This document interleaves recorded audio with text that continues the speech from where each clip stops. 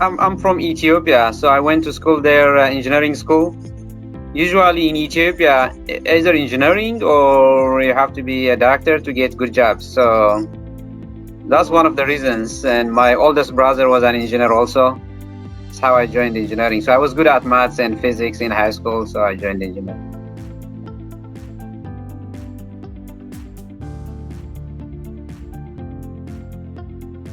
Yeah, it is 16 years. It's been great. I mean, working for Caltrans is amazing. For the last 16 years, I always wanted to go to work. And because I think what Caltrans does is it allows people and to almost do how they want to perform. Especially if you're performing well, you're doing well, they let you have more responsibilities. There is a lot of resources, so many experienced people, and I mean large organization. There's different places you could work, different divisions. So Caltrans has been great.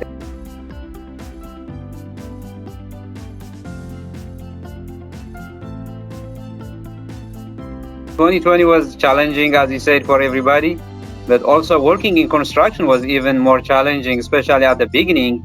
We didn't know, we did not have enough knowledge about COVID. Everybody was running scared. So having people working in the field and, communication was limited. But as time goes on, communication improved because of all the, technology, virtual meetings, and, inspecting things from distance and communicating through other means.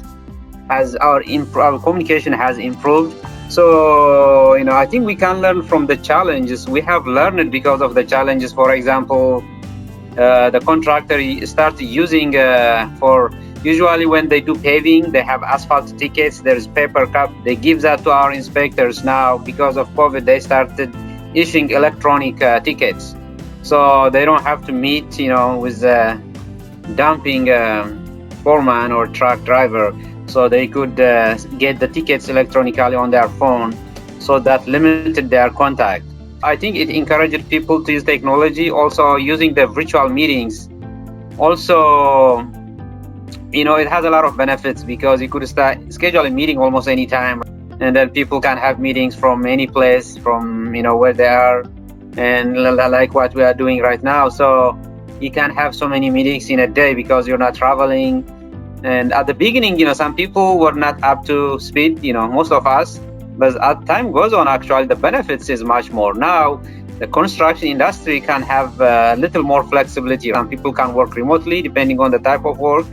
And they can encourage you to use different means of doing the work, inspecting the work, using technologies. Efficiency, it would increase because of all this additional technologies that we learned.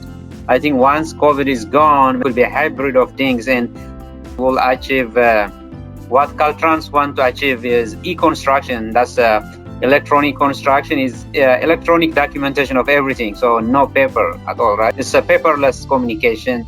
Contractor submits documents electronically. We respond electronically. We document them. So there won't be any paper trail. More efficient, easy to manage data. This may, it was already our Caltrans goal to achieve that, but I think COVID may have, I believe, in my opinion, has accelerated that. Hopefully we'll get there sooner than expected. Yes.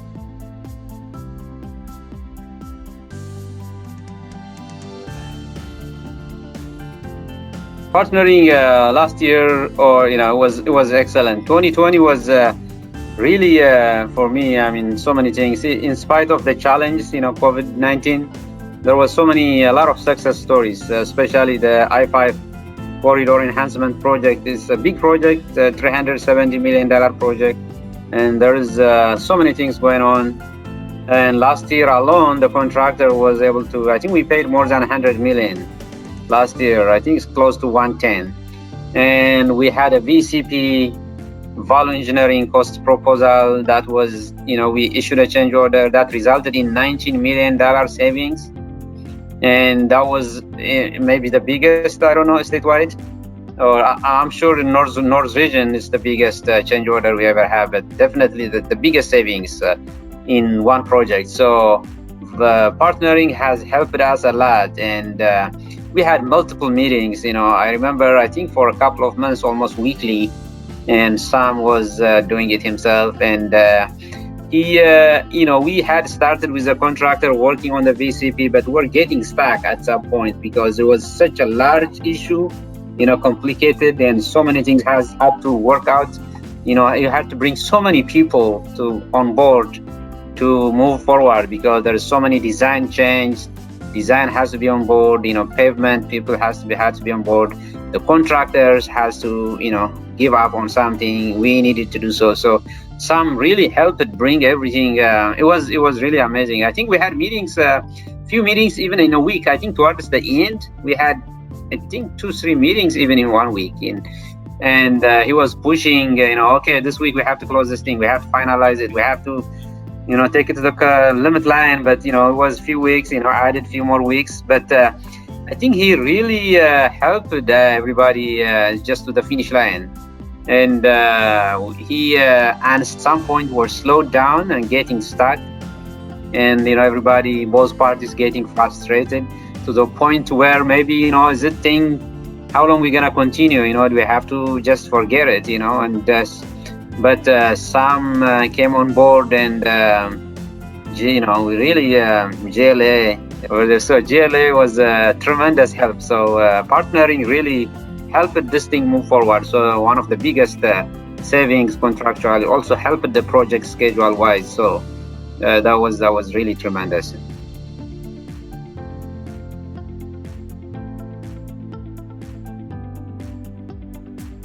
There is some challenge and opportunities. The opportunities, we have this next generation of engineers with they are versed with technology, right? You can easily train them.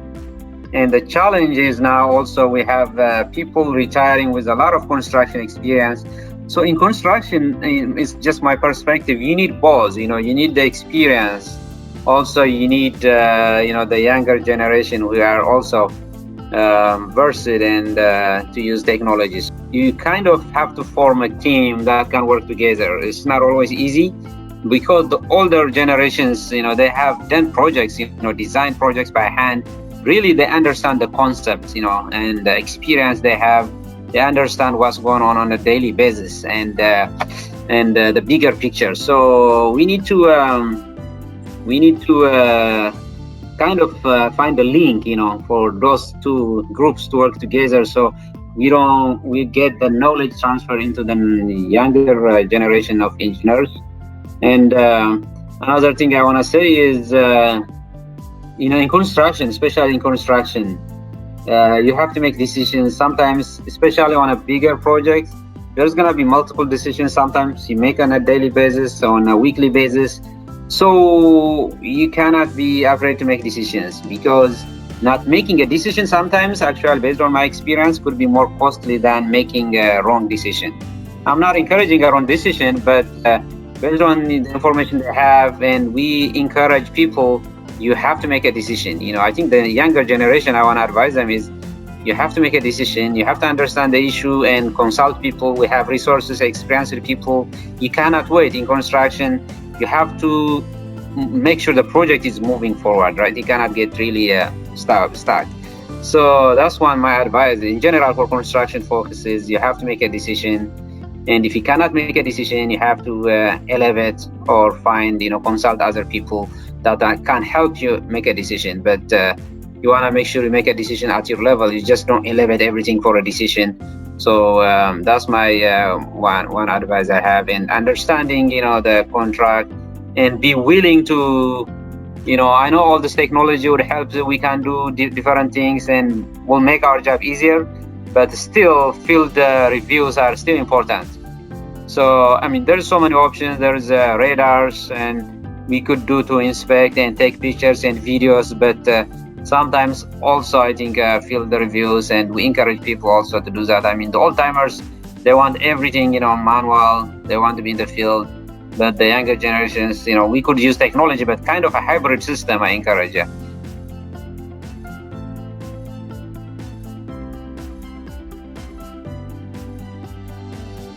I think because early on in my construction career, I was really obsessed with winning arguments, based on spec, plans, black and white. And I have one project I always mention that we completed in 2011. And it took me 2 years after that to close the books, resolving claims and issues. The project was a 2-season job, but it took 2 more years to even just process all the other things. So during that time, I was successful in making good presentations, DRB presentations for notice of potential claims. The DRB in almost all of them ruled in my favor, but the contractor did not accept them, so they still become claims. So now what I learned from that, I always try to apply on my projects previously is, winning an argument is okay, but getting a recommendation in your favor is good. But before you get there, you want to find a solution to resolve the issue.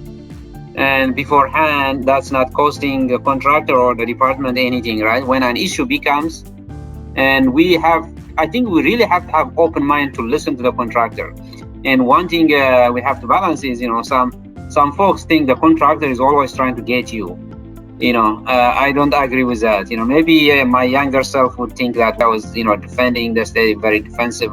But no, you want to be open, listen to the issue, to what they are bringing up, and try to have the mindset to resolve the issue. So resolve it in a way that is win-win, right? If there is anything we can help the contractor, actually it helps the project.